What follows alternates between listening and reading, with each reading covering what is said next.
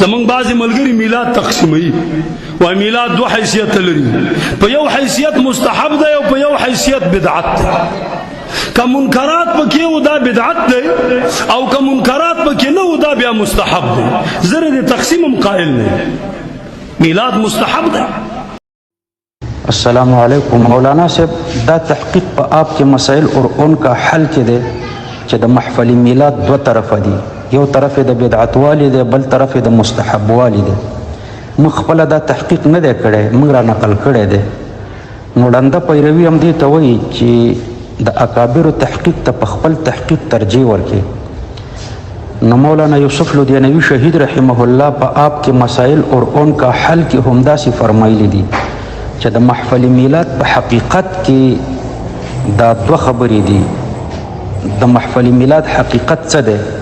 نو که د محفل میلاد حقیقت دی چې دا د دې میاشتې عبادت ګڼي، موقت عبادت، او یا د محفل میلاد حقیقت دی چې دا د چا د وفاتونو د ولادتونو د ورځو لمانځل دي، یا د محفل میلاد حقیقت دی چې په دې کې د تخصیص شرعي او تعین شرعي وي یا نور منکرات پکې وي، نو دی د بدعت والی طرف دی.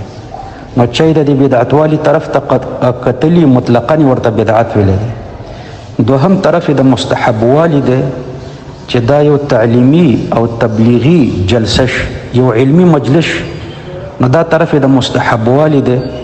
لکه مفتی فرید رحمه الله هم داسې لیکلي که دا تعلیمي او تبلیغي جلسه وي نو دا بیا جایز دی.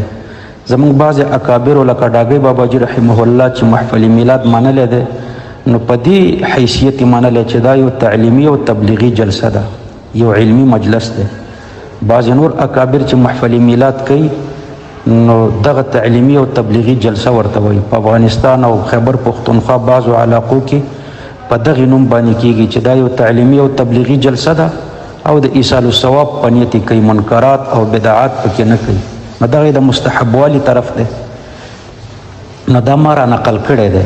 نو ته داسې مه وایه چې زما د نظر نه دا خلاف دی. نو که ستا د نظر نه خلاف مې خپل تحقیق ته د مرجوح ووایه، خپل نظر ته د غلط ووایه. د اکابرو تحقیق ومنه، هغې ته صحیح ووایه، دې ته ړنده پیروي وایي. ته چې وایي چې دا زما د نظر نه خلاف دی، ځکه چې بیا به په هر امر مشروع کې دا دوه طرفه وي. لکه ته به وایي چې ولیمه کې به هم بیا دا دوه طرفه وي، که منکرات پکې و نو بیا ناجایزه ده او که منکرات پکې نه و بیا جایزه ده. نو دا قیاس خو د ډېر مع الفارق دی. ګوره د ولیمې حقیقت احادیثو کې او په فقه کې شته، او د محفل میلاد حقیقت په احادیثو په فقه کې نه دی ذکر شوی. علماو د دې حقیقت دوه قسمه بیان کړی دی. اوس دا بعضې د مالیخول یا جاهلان مطلقان هغوی حقیقت د محفل میلاد همدا نه بیانوي چې دا د دې میاشتې موقت عبادت ګڼي او محفل میلاد د وفات او د ورځې لمانځل ګڼي، تخصیص شرعي او تعین شرعي پکې کوي. نو که دغه حقیقت چې لکه دوی چې بیانوي نو بیا خو یقیني بدعت دی. او که دی حقیقت نه وي بلکې حقیقت دی لکه د پښتنو په بعضو علاقو کې هم داسې کېږي چې دا یو تعلیمي او تبلیغي جلسه ګڼي او د ایصال الثواب یو مجلس یې ګڼي. ډاګی بابا رحمه الله هم دا منلی دی، بعضې نور اکابر هم مني، فتاوی فریدی هم دا لیکلی دی.